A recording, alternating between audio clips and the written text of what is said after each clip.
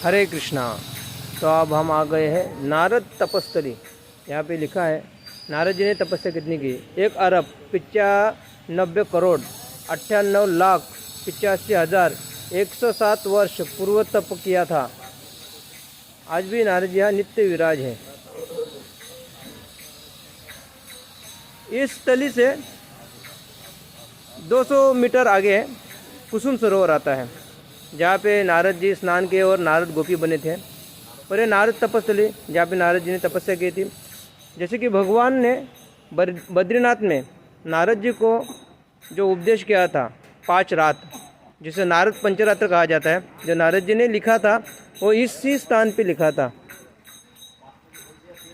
अभी आगे हम देखेंगे नारद जी का जो कुंड है, नारद कुंड, उनका दर्शन करेंगे। यहाँ पे देख रहे हैं, ये है नारद कुंड।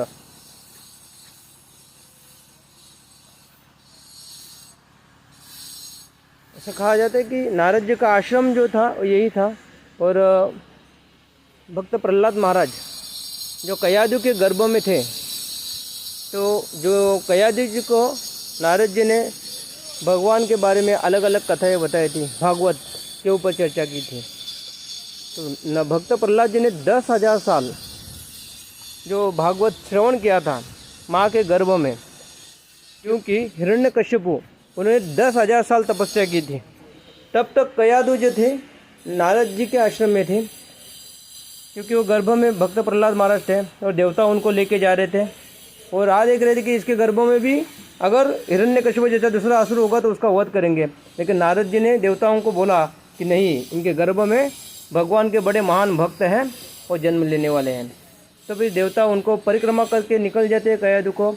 वो कयादु बोलते हैं कि नारद जी से प्रार्थना करते हैं, जब तक मेरे पति की तपस्या पूरी नहीं होती तब तक मेरे गर्भ में बच्चा रुका रहे। इसलिए 10,000 साल तक वो गर्भ उनके गर्भ में रुका था। वो थे भक्त प्रहलाद महाराज। 10,000 साल उन्होंने भगवान के बारे में श्रवण किया था, इसलिए इतने बड़े दिव्य थे भक्त प्रहलाद महाराज।